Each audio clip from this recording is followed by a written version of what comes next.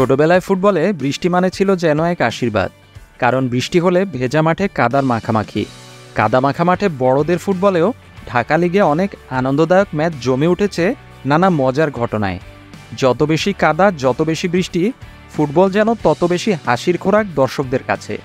কিন্তু অন্যদিকে বৃষ্টির সাথে ক্রিকেটের জন্মলগ্ন থেকেই চিরশত্রুতা। কারণ বৃষ্টি হওয়া মানেই ম্যাচ থেমে যাওয়া, এমনকি মাঠ শুকাতে না পারলে পুরো একটা ক্রিকেট ম্যাচই বাতিল হয়ে যায় অহরহ। এবারের টি-20 বিশ্বকাপে বৃষ্টি একটা আতঙ্কের ব্যাপার হয়ে উঠেছে বটে। গ্রুপ পর্ব ও সুপার 8-এর বেশ কয়েকটি ম্যাচের পর বৃষ্টির বাধা ছিল ভারত ও ইংল্যান্ডের দ্বিতীয় সেমিফাইনালেও। আবহাওয়ার পূর্বাভাস বলছে বৃষ্টি হানা দিতে পারে বাংলাদেশ সময় আজ রাত 8:30টায় শুরু হতে যাওয়া বার্বাডোসের ফাইনালেও। সুপার 8-এর কোনো ম্যাচ আর দ্বিতীয় সেমিফাইনালে রিজার্ভ ডে ছিল না। ভারত ইংল্যান্ডের দ্বিতীয় সেমিফাইনাল বৃষ্টি বাধা থাকলেও অবশ্য অতিরিক্ত সময় কাজে লাগিয়ে পুরো ম্যাচই হয়েছে। ইংল্যান্ডকে 68 রানে হারিয়ে ফাইনালে উঠেছে ভারত। শেষ পর্যন্ত যদি বৃষ্টির কারণে ম্যাচ শেষ করা না যেত, তাহলে সুপার 8-এ ইংল্যান্ডের চেয়ে ভালো অবস্থানে থাকায় ফাইনালে উঠত ভারতই। এমনই এক পেশের নিয়ম বেঁধে রেখেছিল আইসিসি ভারতের সুবিধার জন্য। চলুন দেখে নেওয়া যাক ফাইনাল ম্যাচে বৃষ্টি হলে কি কি হতে পারে। ফাইনাল ম্যাচের দিন বৃষ্টি বাগড়া দিলে কি হবে?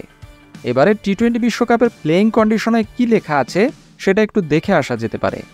ফাইনালের নির্ধারিত দিনে বৃষ্টি হলে ম্যাচের ওভার কাটার আগে অপেক্ষা করা হবে অন্তত 190 মিনিট বা 3 ঘন্টা 10 মিনিট। ম্যাচের রেজাল্ট আনতে গেলে কমপক্ষে দুই দলের খেলা হতে হবে 10 ওভার করে।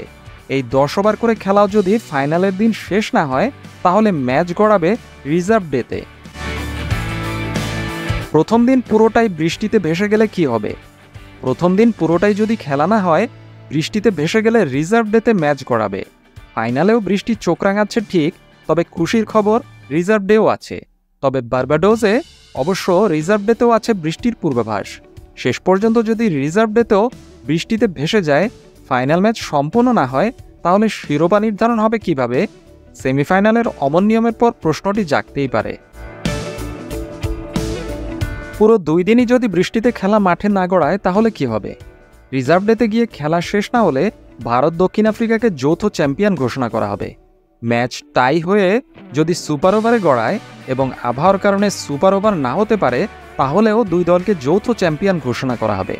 এখানে আর টুর্নামেন্টের আগের অংশে কোন দল এগিয়ে বা পিছিয়ে ছিল সেটা দেখা হবে না। ভারত ও দক্ষিণ আফ্রিকা দুই দলই অবশ্য ফাইনালে উঠেছে অপরাজিত থেকে। ম্যাচ টাই হলে কি হবে? তবে ম্যাচ টাইয়ের ক্ষেত্রে নির্দিষ্ট নিয়ম রয়েছে। সেক্ষেত্রে সুপার ওভার হবে। যদি প্রথম সুপার ওভার টাই হয়, তাহলে দ্বিতীয়বার সুপার ওভার হবে। যতক্ষণ না ম্যাচের নিষ্পত্তি হচ্ছে, ততক্ষণ সুপার ওভার চলতেই থাকবে।